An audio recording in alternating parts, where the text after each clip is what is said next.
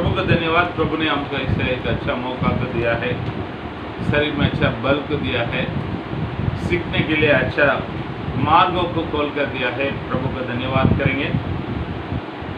ठीक है, इस प्रकाशित वाक्य कौन लिखा है कर एक सवालों को देखेगा तो पहले वचन में लिखा है, पढ़िए पहले अध्याय में पहले वचन। यीशु मसीह का प्रकाशित वाक्य जो उसे परमेश्वर ने इसीलिए दिया कि अपने दासों को वे बातें जिसका शीघ्र होना अवश्य है दिखाए, और उसने अपने स्वर्गदूत को भेजकर उसके द्वारा अपने दास यूहन्ना को बताया, जिसने परमेश्वर के वचन और यीशु मसीह की गवाही अर्थात जो कुछ उसने पहले वचन के यूहन्ना को बताया हुआ बात करके लिखा है। बाद में 9वां वचन में हम पढ़ेंगे, तो 9वां वचन में पढ़िए। मैं यूहन्ना जो तुम्हारा भाई तुम्हारे भाई और यीशु के क्लेश और राज्य और धीरज में तुम्हारा सहभागी हूँ। ठीक है, यहाँ पर खुद यूहन्ना बताता है, मैं यूहन्ना जो तुम्हारा भाई। एक सवालों का हम इस समय रखेंगे। क्या सवाल है मान में?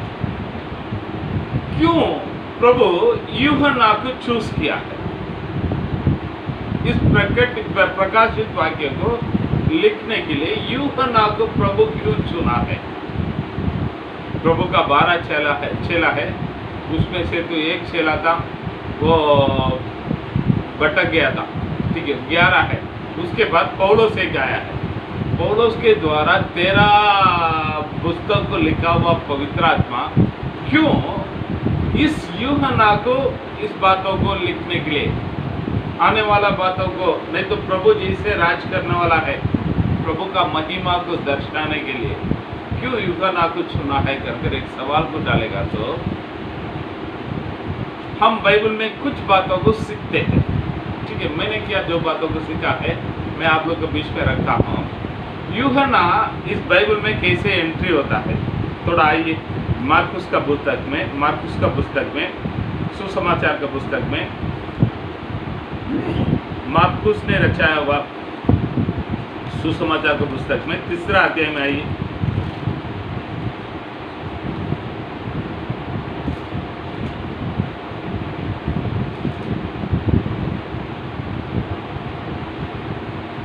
उसके 3 अध्याय में उसके 17वां वचन को पढ़ी। और जब्दी का पुत्र याकूब और याकूब का भाई यूहन्ना। ठीक है, बस यूहन्ना बाइबल में कैसे आता है, उसके पहचान कैसे दिया जाता है मालूम? जब्दियों का पुत्र याकूब के भाई यूहन्ना। ठीक है, एकदम उनके पापा का नाम से उनका भाई बताया गया है, भाई के नाम से उसको पहचान दिया गया है। ज़्यादा करके पापा का नाम से सीधा पहचान दिया जाता है, लेकिन यहाँ पर भाई के नाम से उसको पहचान दिया जाता है। ठीक है, उसके बाद हम बाइबल में देखेंगे तो वो एक प्रभु का चेला कर बाइबल में उसके जो प्रमोशन प्रभु का चेला कर हुआ। उसके बाद हम देखेंगे तो उस 12 चेला में एकदम करीब का प्रभु का एकदम प्यारा चेला है, उसके छाती में अपना सिर रखकर बैठने के जैसे एकदम करीब का चेला बनकर वहां से वो प्रमोशन हुआ। उसके बाद हम देखते हैं पेंतेकोस्ते का दिन में उन 12 के ऊपर 120 लोगों पर पवित्र आत्मा उतर कर आने के बाद ये लोग एक प्रेरितों करके पहचाना जाता है।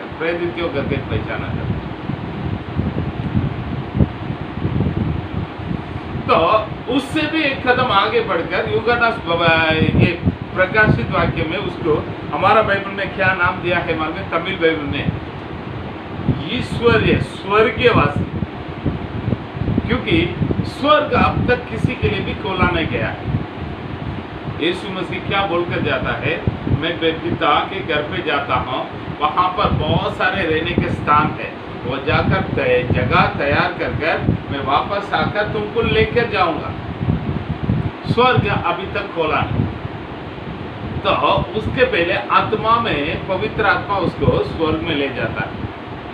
तो इसके लिए स्वर्गवासी कर नाम दिया गया है। कितना अच्छा प्रमोशन हुआ है। देखो कलीसिया में प्रभु के मार्ग में उनका भाई के नाम से वो पहचाना गया है पहले, बाद में प्रभु का चेले के नाम से पहचाना गया है, बाद में प्रभु का कुछ करीब चेला है, सबसे करीब 12 में सबसे प्रभु का करीब चेला था। उसके बाद देखेगा तो उसका घर का एक सदस्य जैसा उसको माँ को देखने के प्रभु ने बोला था क्रूस में। उसके बाद हम देखेंगे तो वो प्रेरित बना है, उसके बाद स्वर्गवासी बना है। कितना अच्छा प्रमोशन है। आज प्रभु में हमारा प्रमोशंस कैसे हुआ? आज प्रमोशंस के लिए बहुत लोग दौड़ते हैं। आज सेवकाई करने वाले लोगों के बीच में हम देखेंगे तो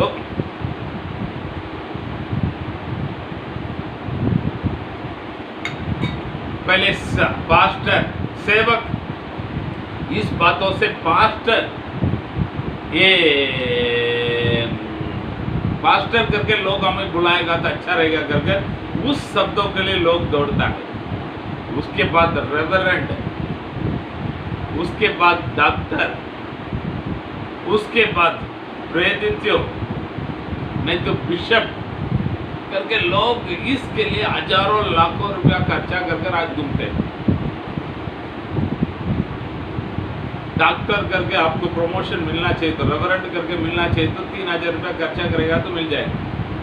डॉक्टर का पोस्ट मिलना चाहिए तो 10,000 खर्चा करेगा तो मिल जाएगा। बिशप लाखों 2 लाख रुपया नहीं तो 2 लाख रुपया खर्चा करेगा तो मिल जाएगा। उसके लिए बहुत लोग बहुत पैसा खर्चा कर इस पद को लेने के लिए जाता है। इतना लेने के बाद अगर डॉक्टर हो गया है, रेवरेंड हो गया है, पास्टर हो गया है, उसके बाद उसको हम नाम से बुलाएगा तो कैसा भाई करके बोलेगा तो वो बहुत दुखित हो जाता है। बहुत सारे पास्टर लोग को मैं देखता हूँ, अगर उनका नाम से क्या भाई करके बोलेगा तो उनको गुस्सा आ जाता है। मैं पास्टर हूँ, मुझे भाई बोलता है, क्या समझता क्या?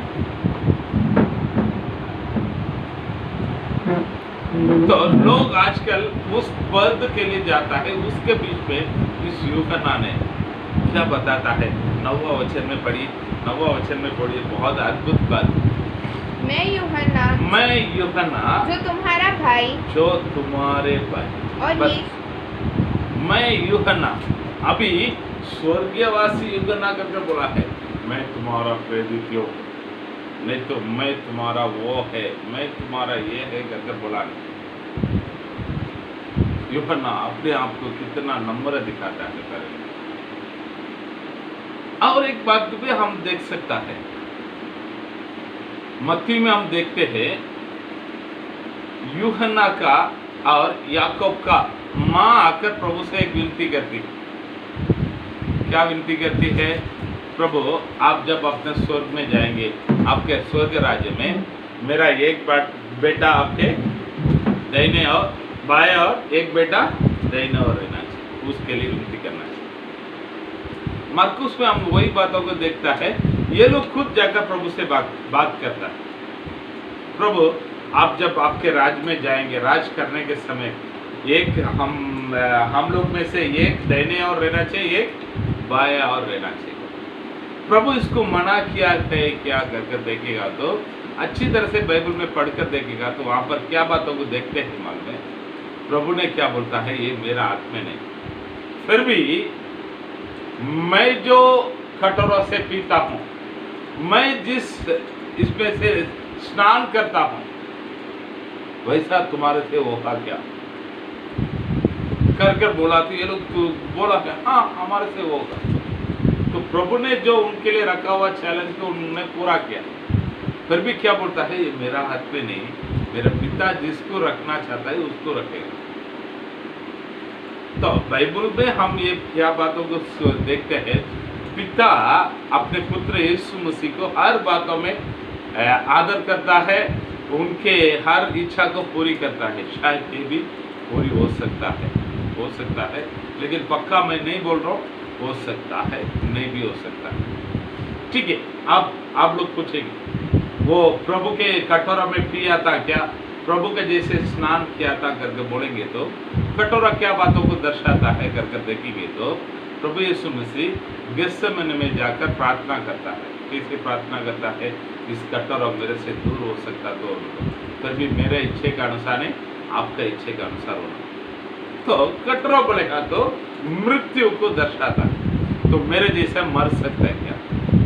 स्नान बोलेगा तो प्रभु ने उठाने वाला नहीं तो उठाया हुआ दुख को बताता है, दुख को।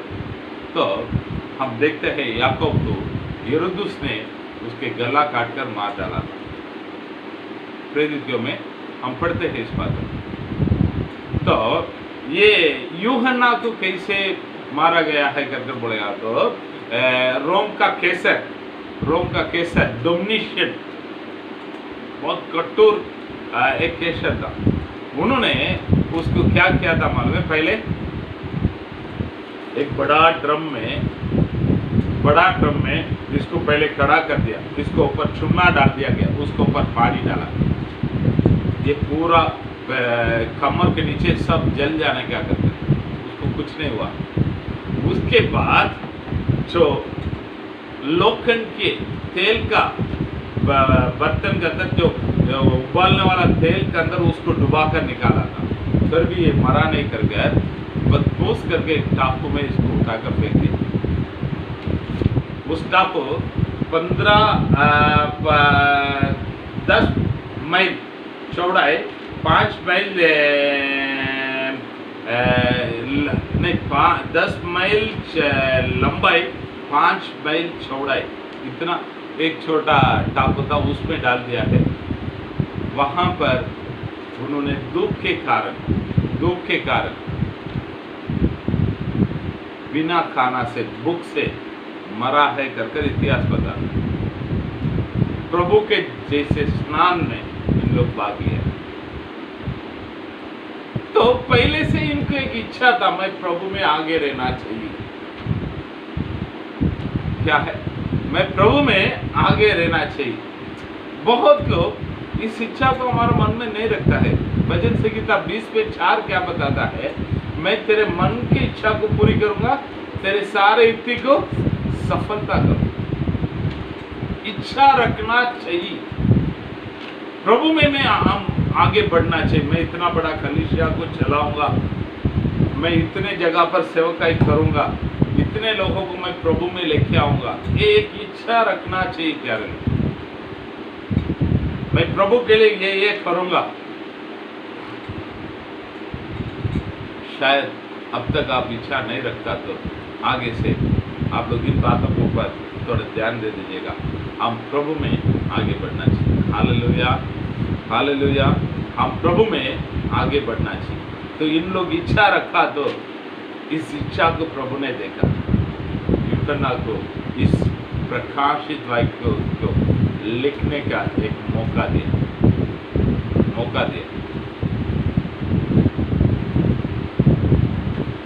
ठीक है, यहाँ पर हम जाएंगे प्रकाशित वाक्य में पहले वचन से हम आगे बढ़ेंगे। आज पहले वचन को, पहले अध्याय को हम पूरा करेंगे।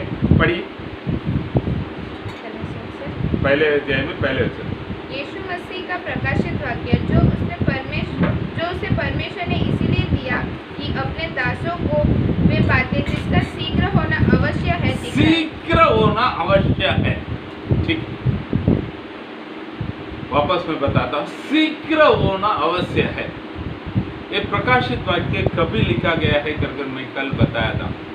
यीशु मसीह के बाद 94 का वर्ष में लिखा गया। शीघ्र होना है। अब कितना साल हो गया है? 2020 हो गया, यानी लगभग 1970 साल हो चुका है। बाप रे, ये शीघ्र है, हो गया क्या कर देखेंगे तो बाइबल के नजरों में पहले फर्स्ट पार्ट बोलेगा तो आदम से लेकर नूह तक, बीच का पार्ट बोलेगा तो नूह से लेकर यीशु मसीह तक लास्ट का पार्ट बोलेगा तो यीशु मसीह से उसके आगमन, दूसरे आगमन तक। ठीक है, तो बाइबल के नज़रों में हम अंतिम दिनों में हैं। हम इब्रानियों की पुस्तक में भी यही बातों को हम पढ़ सकता है। पढ़िए ना इब्रानियों में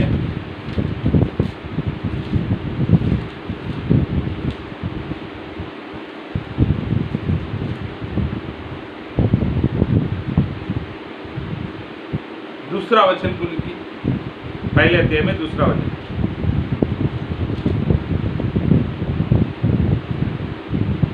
इन अंतिम दिनों में इन अंतिम दिनों में हम बस सिर्फ इन अंतिम दिनों में इब्रानी का पुस्तक को कौन लिखा है करकर बहुत बड़ा कंफ्यूजन है।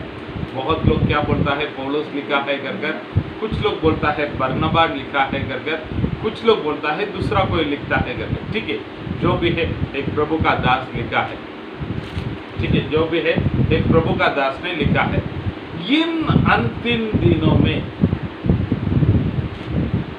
तो प्यारे लोग तो शीघ्र होने वाला है बोलेगा, तो वो लोग अंतिम दिनों में यीशु मसीह के बाद गिनती में आ जाता है। तो इसके वजह से ऐसा बोलता है, इसको देखकर बोलता है ऐसा नहीं, वो हो गया, ये हो गया करके बहुत लोग बहुत बातों को बोलता है। ठीक है, हम आगे का वचन में जाएंगे। और उसने अपने स्वर्गदूत को भेजकर तीसरा वचन को पढ़िए। धन्य है वह जो इस भविष्यवाणी के वचन को पढ़ता है। धन्य है जो इस भविष्यवाणी के वचन को पढ़ता है। और वे जो सुनते हैं और इसमें लिखी हुई बातों को मानते हैं। लिखी हुए बातों को मानते हैं, क्योंकि समय निकट है। ठीक है, तो प्यारे लोग पढ़ने वाला बोलेगा तो कौन है? सुनने वाला बोलेगा तो कौन है? मानने वाला बात अलग। ठीक है, जो इसके अनुसार चलता है वो।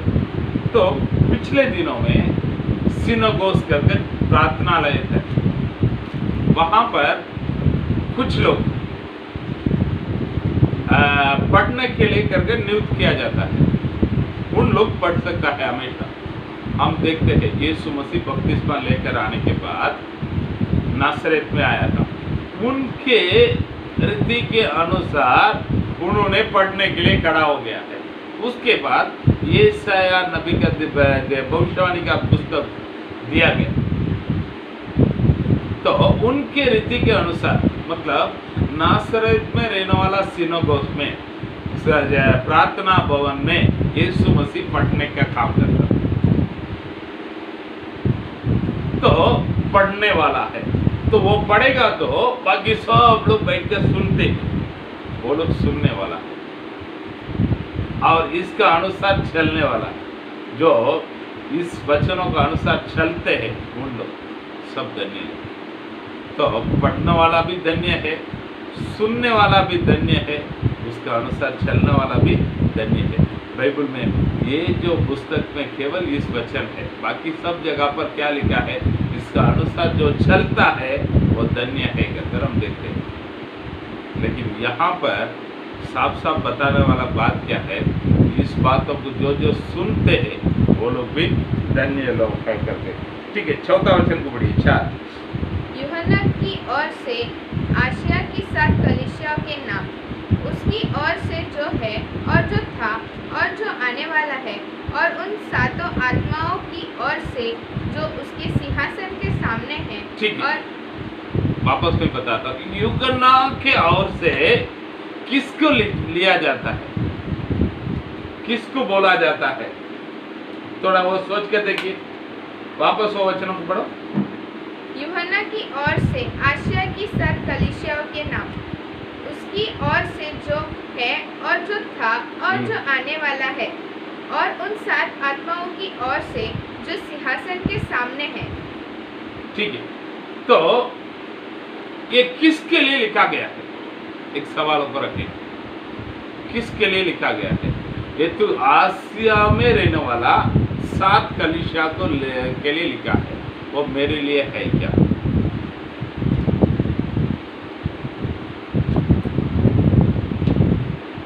तो तो इसके लिए क्या उत्तर मिलते हैं अगर हम बाइबल में देखेंगे तो पढ़िए।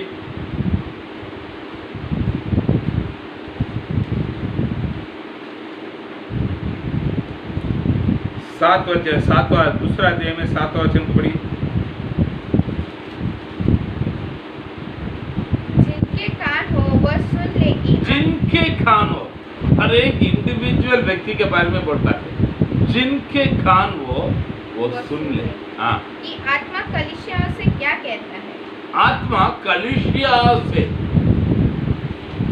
अभी इधर एफेसू कलीसिया के लिखा हुआ बात ये है, आत्मा कलीसिया को करके लिखा नहीं, कलीसियाओं,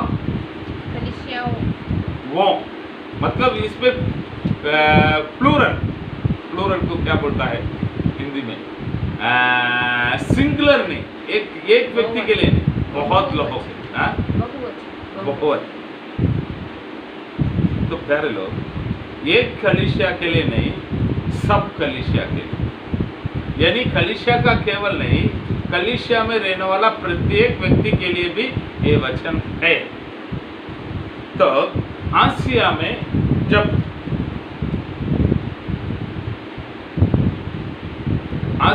जब ये जो यूहन्ना थे, उस 7 कलीसिया से शायद उसका अंडर में उस समय शायद हो सकता है, ऐसा भी हम देख सकते हैं। हम देखते हैं एफेसू कलीसिया को पौलुस ने बनाया है, पौलुस के द्वारा उस कलीसिया बढ़ाया गया है, लेकिन पौलुस मरने के बाद इस यूहन्ना वहां पर पास्टर हो गया, उसका इंचार्ज बन गया। और एक इतिहास क्या बताता है मालूम है, जब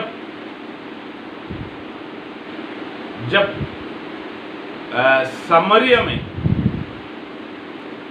फिलिप्पुस ने आकर सेवकाई किया है, तब यूहन्ना और पतरुस वहां पर आया था, तभी वो एफेसू कलीसिया का पास्टर बन गया है करके बोलने वाला लोग बोलते हैं, वो क्या है करके मुझे पता नहीं, लेकिन मेरे हिसाब से पौलुस के बाद इन्होंने वहां पर सेवकाई करना शुरुआत किया। ठीक है, इतिहास हमें वो सिखाते हैं। ठीक है, और पौलुस और इसके बीच में एक एकता को हम देख सकता है। पौलुस कितना कलीसिया को पत्रिका लिखा था,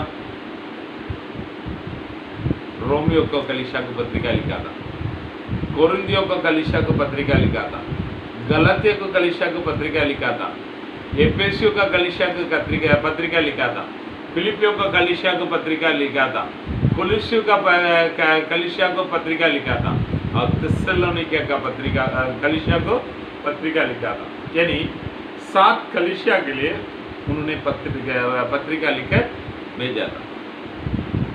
तो 7 कलीसिया के लिए अलग अलग पत्रिका भेजा था, लेकिन यूहन्ना एक ही पत्रिका में 7 कलीसिया को भेजता है, संदेश भेजता है।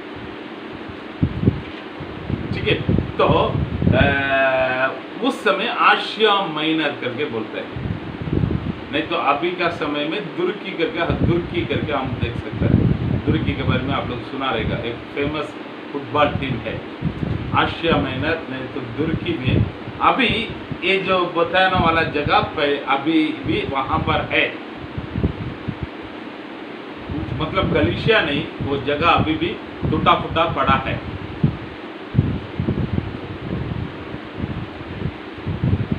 टूटा फूटा पड़ा है। ठीक है, तो यूहान जब वो पत्रिका लिखने के समय वहां पर इस 7 प्रकार के कलीसिया वहां पर थे।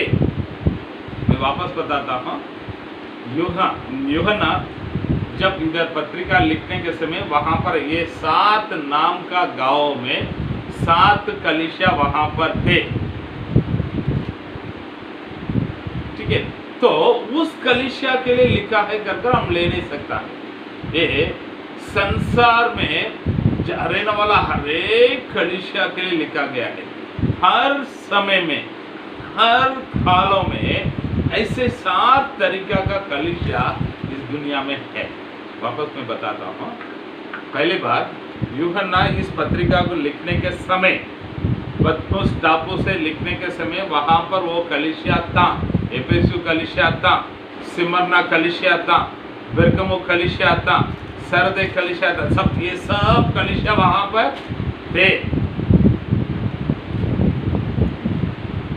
और हर कालों में अभी भी इस 7 तरीका का कलीसिया हमारे बीच में है। वापस मैं बताता हूँ। दूसरा इसको लेने का तरीका यही है, हर समय में ऐसे 7 प्रकार की कलीसिया है। तीसरा एक बातों को बताता है, वो क्या है मालूम है? वो क्या है मालूम है? 7 तरीका का कलीसिया का काल, कलीसिया चर्च एजेस इन 7 चर्च एजेस करके कुछ काल को, कुछ समय को, इस समय से इस समय तक एफेसी सभा कलीसिया का समय है।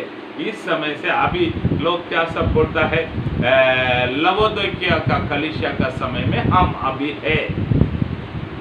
लवोदिकिया का कलीसिया का समय में अभी हम जो है रहने वाला लोग रहता है कर बाइबल स्कॉलर्स बताते हैं। ठीक है, जब कलीसिया के बारे में सीखने के समय में हम उस बातों को देखेंगे कि कब से कब तक क्यों उसको रखकर बोला गया है कर भी इन बातों को हम सीखेंगे। Hallelujah, hallelujah. शायद आप लोग को बोरिंग लगता है। आज एक भाई से बात किया था, सिस्टर ने बात की थी, तो उन्होंने बोला है मुझे थोड़ा कंफ्यूजन जैसा लग रहा करके। आप लोग कोई कंफ्यूजन मत हो जाओ, आप सुनते जाओ। आगे हैं क्योंकि इंट्रोडक्शन आप लोग को चाहिए, एक क्या बैकग्राउंड में ये सब हुआ है, तो ये सब इंट्रोडक्शन को सीखकर आप लोग आगे जाएंगे ना, आगे जाकर बहुत सारे चीज़ों को सीखने वाला है, आगे जाकर बहुत सारी चीज़ों को सीखने वाला है। हालेलुया, ठीक है। तो हम देखते हैं 7 कलीसिया के लिए लिखा गया है। वो 7 कलीसिया लिखने के समय फिजिकली वो 7 कलीसिया थे, और अब हर समय इस 7 तरीका का कलीसिया है और 7 कलीसिया का समय है करके 3 बातों को लेकर हम इस बातों को सीखने के लिए जा रहा है। हालेलुया, हालेलुया, ठीक।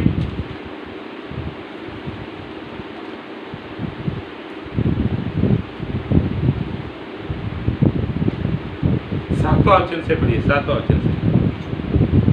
देखो वह बादलों के साथ आने वाला है और हर एक आँख उसे देखेंगी, वरन जिन्होंने उसे भेजा था वे भी उसे देखेंगे, और पृथ्वी के देखो वो बादलों के साथ आने वाला है और हर एक आँख उसको देखेगा, वरन जिन्होंने उसे बेधा था, जिन्होंने उसको बेरा था वे भी उसे देखेंगे, वे भी उसे देखेंगे। हाँ। और पृथ्वी के सारे कुल उसके कारण छाती पीटेंगे। हाँ, पृथ्वी के सारे कुल उसके कारण छाती पीटेंगे। मतलब यीशु मसीह का आगमन के बारे में बताकर ये आगे बढ़ता है। ठीक है, 8 और 9 को पढ़िए। प्रभु परमेश्वर जो है और जो था, प्रभु परमेश्वर जो है और जो था और जो आने वाला है, जो सर्वशक्तिमान है, हाँ।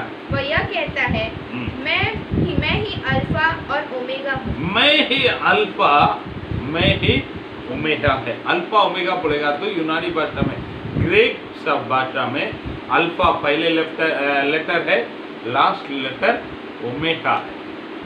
जैसा ये इंग्लिश में पहले लेटर है इजेड, लास्ट लेटर है, ऐसा अल्फा पहले लेटर है, ये ग्रीक भाषा में लिखा गया है, इसके लिए अल्फा और ओमेगा करके बताता है। मैं शुरुआत भी हूँ, मैं अंत भी हूँ। तो ये किसके बारे में बताता है मालूम है? पिता परमेश्वर के बारे में बताता है।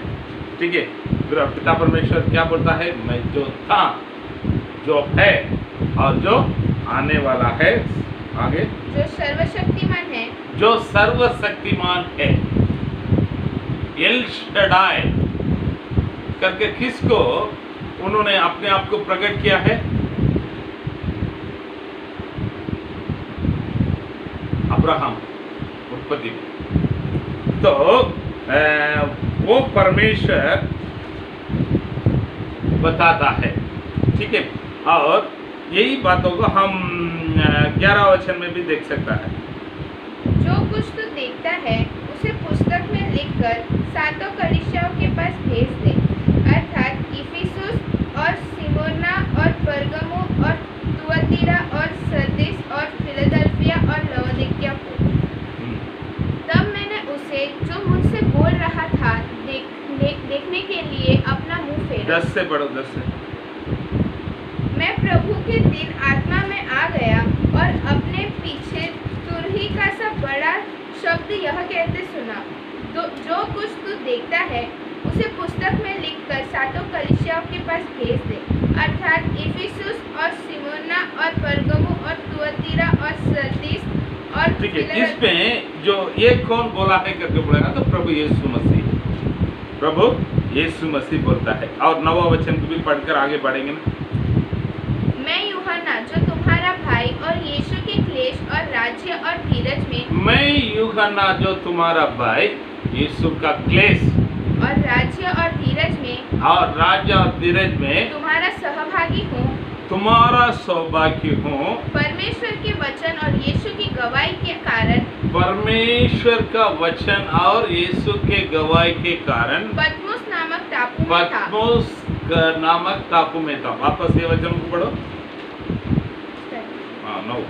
मैं यूहन्ना जो तुम्हारा भाई और यीशु के क्लेश, यीशु के क्लेश और राज्य और धीरज मैं तुम्हारा सहभागी हूँ। मैं तुम्हारे सहभागी हूँ। ठीक है, बस सहभागी हूँ मैं यूहन्ना, यीशु का क्लेश और राज्य और धीरज को मैं तुम्हारा सहभागी हूँ। तो इस बातों को मैं आपको समझाऊं। मैं क्लेश में रहने वाला, मैं जो तुम लोग क्लेश में रहने वाला तुम्हें इस वचनों को लिखता हूँ। मैं कल एक बातों को आप लोग को बताया था।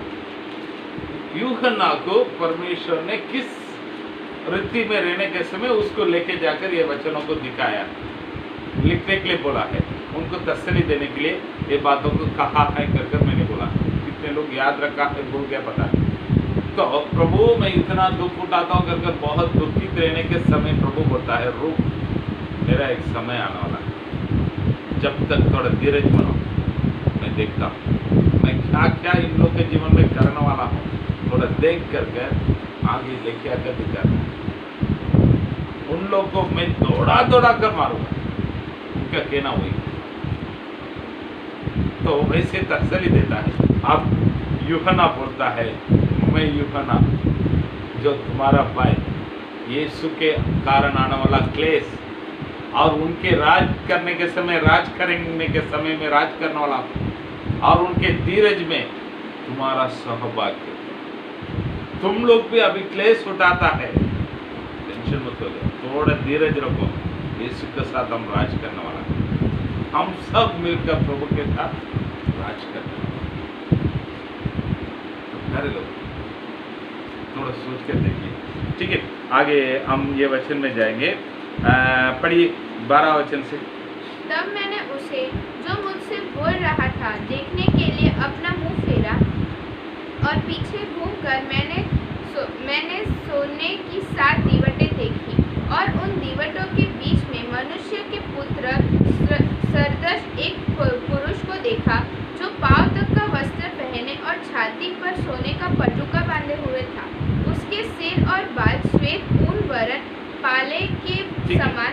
ये पीछे मुड़कर देखा तो क्या देखता है, वापस पढ़ो। तब मैंने उसे जो मुझसे बोल रहा था देखने के लिए अपना मुंह फेरा, और पीछे घूमकर मैंने सोने की 7 दीवटें देखी। सोने के 7 दीवटें देखे।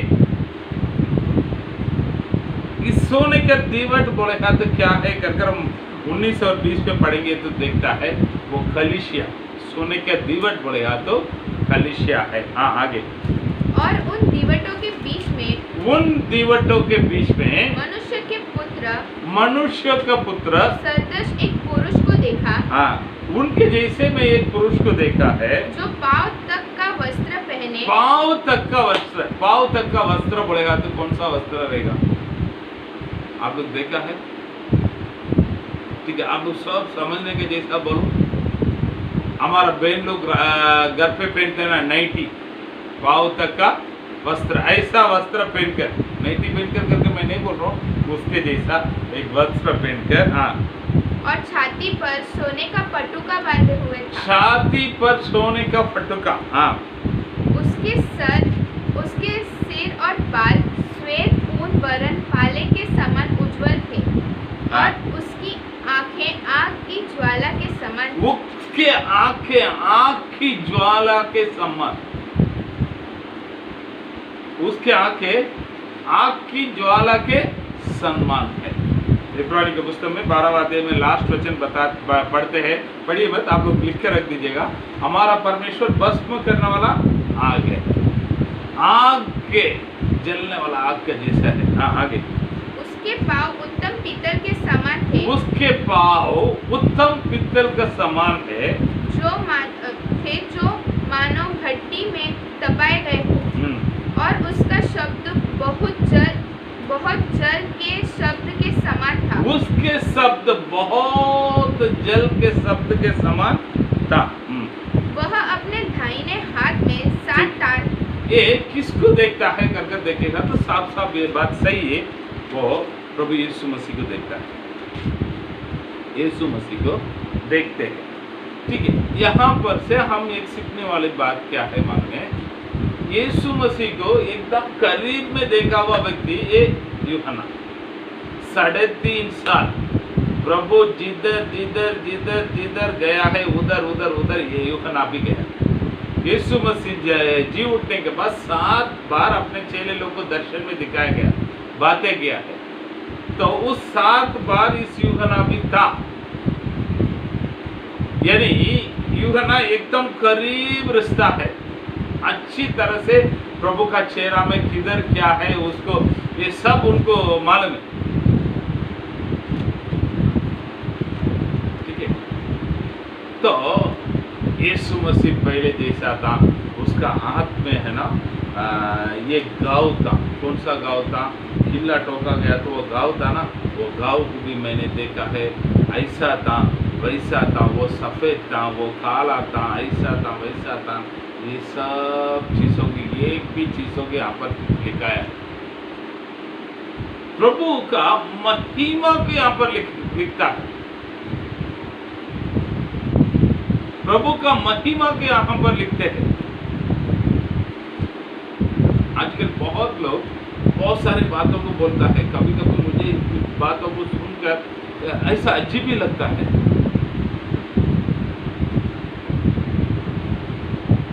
यीशु मसीह ऐसा था, यीशु मसीह वैसा था। एक जगह पर मैंने सुना है, एक व्यक्ति बोला है, यीशु मसीह मेरे साथ इडली खाने के लिए आया था। यीशु मसीह को मैं देखने के लिए स्वर्ग में गया था। वो स्विमिंग पूल में चड्डी पहनकर स्नान कर रहा था। तो ये सब क्या है करके पता है नहीं, लेकिन बाइबल हमको क्या सिखाता है? आइए दूसरा कोरिन्थियों में 5वां अध्याय में आइए।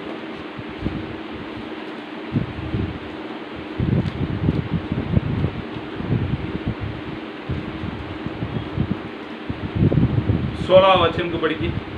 अतः अब से हम किसी को शरीर के अनुसार न समझेंगे। यद्यपि हमने मसीह को भी शरीर के अनुसार जाना था, तो भी हमने मसीह को भी शारीरिक अनुसार जाना था, तो भी अब से उसको ऐसे नहीं जानेंगे। अब से उसको ऐसा नहीं जानेंगे।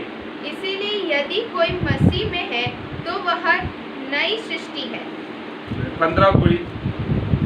और वह इस निमित्त सबके लिए मरा कि जो जीवित है वे आगे को अपने लिए न जिएंगे, परंतु उसके लिए जो उनके लिए। ठीक है, आप लोग 15, 16, 17 को पढ़ कर देखिए। अब से हम लोग किसी को शारीरिक रीति से जानते नहीं है। यीशु मसीह को हम अच्छी तरह से करीब से जानता था, लेकिन पहले अब अभी उसको शारीरिक रीति से हम जानेंगे नहीं, वो आत्मा से, वो महिमा क्या,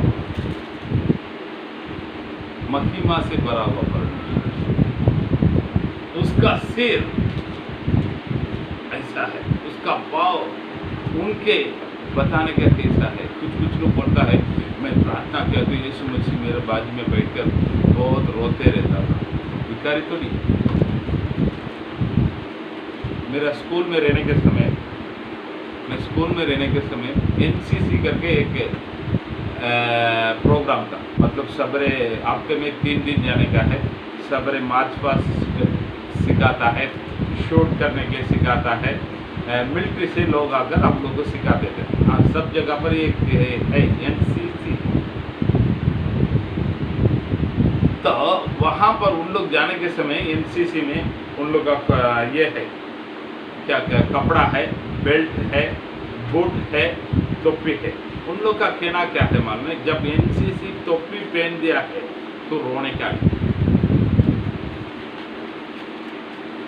हमारा बहुत सारे पुलिस ऑफिसर्स को हम देखते हैं, उन लोग यूनिफॉर्म में है, अगर उनका कैप टोपी पहन लिया है तो वो रोना नहीं चाहिए, क्योंकि उस टोपी के लिए एक आदत है, एक साधारण टोपी उसके लिए है। वो लोग टोपी पहना तो रोने का नहीं। ये लोग अपना प्रभु को क्या समझ के रखा है पता नहीं, इसके बाद आकर रोते बैठा है। तो प्रभु है, उसको सब मालूम, वो उसके अनुसार ही वो जैसे बोलता है, जैसे करता है, वैसा सब यहाँ पर हो रहा है। हम प्रकाशित वाक्य में ये बातों को पढ़ने वाला है। प्रभु वहां से हाँ ये होने दो करके बोलता है, वो हो रहा है। अभी ये रुकने दो, इसके लिए समय खत्म हो गया, दूसरा आने दो। आप देखेंगे ना, बहुत सारी इंटरेस्टिंग बातों को आप लोग देखेंगे। अरे सब मनुष्य बना कर रखा होगा उनके दिमाग से। किसके लिए बना कर रखा है? सब प्रभु के लिए। प्रभु आकर उस सारे चीजों को, बहुत सारे युद्ध का चीजों को बना कर रखा है, बहुत सारे प्लेन को बना कर रखा है, बहुत सारे एटम बम को, वो नाइट्रोजन बम को, और बहुत सारे केमिकल बम्स को, बहुत सारे बायोमेट्रिक बम्स को आज इस दुनिया के लोग बना कर रखा है। किसके लिए बना कर रखा है? मन में प्रभु आकर उसको कैसे कैसे लेकर उपयोग करेगा, आप लोग आने वाला दिनों में सीखने के समय पता चलेगा आपको। सब प्रभु के लिए। इसके लिए कोलोसे का पुस्तक में बोलता है, सब प्रभु के द्वारा, प्रभु के लिए बनाया गया। ये बात सही है। प्रभु के द्वारा, प्रभु के लिए, सारे चीज उसके लिए बनाया गया। इन बातों को मन में रखकर हम आगे बढ़ेंगे। और आइए, कोई भी मैं प्रभु को देखा हूँ, प्रभु मेरे घर पे आया था, उसके घर पे मैं गया हूँ बोलेगा तो आप भरोसा करने का जरूरत नहीं। हाँ, तो पढ़िए 16 वचन। वह अपने दाहिने हाथ में 7 तारे लिए हुए था। वो अपने दाहिने हाथ में 7 तारे लिए हुए थे।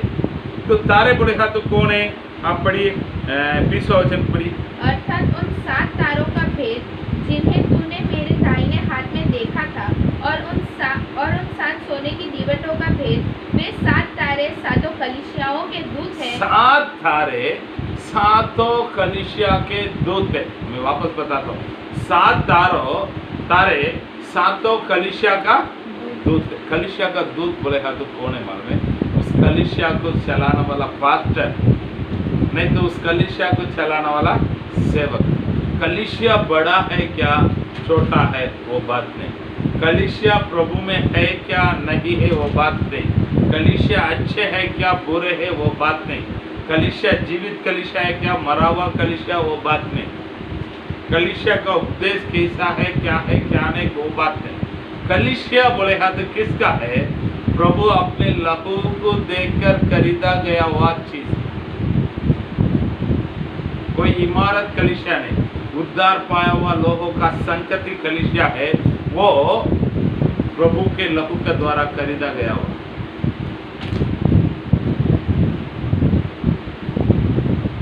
तो कलीसिया का मालिक बोलेगा तो कौन है? प्रभु है। तो उस कलीसिया का सेवक अच्छा व्यक्ति रहने दो, बुरा व्यक्ति रहने दो, एक बातों को मैं आपको बताता हूँ, आप लोग प्रभु के हाथों में। मैंने तुझे अपने हाथों में खोद कर रखा है कर हम यशायाह के नबी की किताब में बाइबल में पढ़ते हैं। यहां पर बताता है 7 तारे को अपने हाथों में, दाहिने हाथों में लिया हुआ है। तो सेवक लोग प्रभु के हाथों में है क्या? शायद आपका सेवक पढ़ाई किया हुआ होने दो, अनपढ़ हो, आपका सेवक अच्छा वचन देने वाला होने दो, अच्छा वचन ना देने वाला रहे, आपका सेवक अच्छा प्रार्थना करने वाला होने दो, आपका सेवक अच्छा प्रार्थना करने वाला ना होने दो, लेकिन वो प्रभु के दाहिने हाथों में है। इस बातों को आप बोलिए। मैं अभी सेवक लोग के लिए बातों को बताता हूँ। प्यारे लोग, शायद आप लोग कंफ्यूज हो रहे हैं, मैं प्रभु मेरे सेवकाई में है क्या नहीं। प्रभु के हाथ में मैं है क्या नहीं करके बोलेगा तो इधर सर्दे कलीसिया के बारे में हम देखता है, वो मरा हुआ कलीसिया करके प्रभु बताता है। उस कलीसिया का सेवक भी प्रभु के हाथों में था। आप लोग प्रभु के हाथों में, प्रभु मेरे सेवकाई में है क्या नहीं बोले हाथ है। आपका कलीसिया के बीच में वो मंडला रहा है, इसके लिए कृपा कर हम एक दूसरे का कलीसिया के बीच में उंगली उठाना नहीं चाहिए। हाँ, उस समय अगर कुछ गलत उपदेश है तो हम जरूर बोलने का फर्ज हमारा है, लेकिन सेवक वैसा है कर किसी सेवक के विरोध में हम उंगलियां उठाना नहीं चाहिए। तो प्यारे लोग इन बातों को हम ध्यान में रख लेने का है। कलीसिया का सेवक लोग प्रभु के हाथों में है। आइए 17वां वचन पढ़िए। जब मैंने उसे देखा तो उसके पैरों पर मुर्दा सा गिर पड़ा। उसने मुझ पर अपना दाहिना हाथ रखकर कहा, मत डर, मैं प्रथम और अंतिम और जीवता हूँ। मैं मर गया था और अब देख मैं युगानुयुग जीवता हूँ, और मृत्यु और अधोलोक की कुंजियां मेरे ही पास है। मृत्यु और अधोलोक के कुंजियां मेरे पास है। क्यों? अभी उनके पास अधिकार दिया गया है। क्या अधिकार दिया गया है? न्याय करने का अधिकार दिया है। अभी मृत्यु और अधोलोक का कुंजिया प्रभु यीशु मसीह के पास है। क्यों? सबको न्याय करने का अधिकार उसके पास है। यूहन्ना का सुसमाचार में 5वां अध्याय में इस वचनों को पढ़ते हैं। इन दिनों में रोज लगभग ये वचनों को हम देख कर आता है। क्या वचन है? पढ़िए 5वां अध्याय में 29वां वचन 29। जिन्होंने भलाई की, नहीं 29 ने 22 को पढ़िए। पिता किसी का न्याय नहीं करता, परंतु न्याय करने का सब काम पुत्र को सौंप दिया है। परंतु न्याय करने का सब काम पुत्र को सौंप दिया है। कि सब लोग जैसे पिता का आदर करते हैं वैसे ही पुत्र का भी आदर करें। जो पुत्र का आदर नहीं करता वो पिता का जिसने उसे भेजा है आदर नहीं करता। पिता ने पुत्र यीशु मसीह के पास न्याय करने का अधिकार को सौंप दिया। एक दिन आने वाला है, 29वां वचन में बताता है, वो कुंचिया से सारे लोगों को खोलकर बाहर निकालेगा। निकाल कर क्या करेगा? पढ़ो। जिन्होंने भलाई की है वे जीवन के पुनरुत्थान के लिए जीवन का पुनरुत्थान के लिए जी उठेंगे। और जिन्होंने बुराई किया है वे दंड के पुनरुत्थान के लिए जी उठेंगे।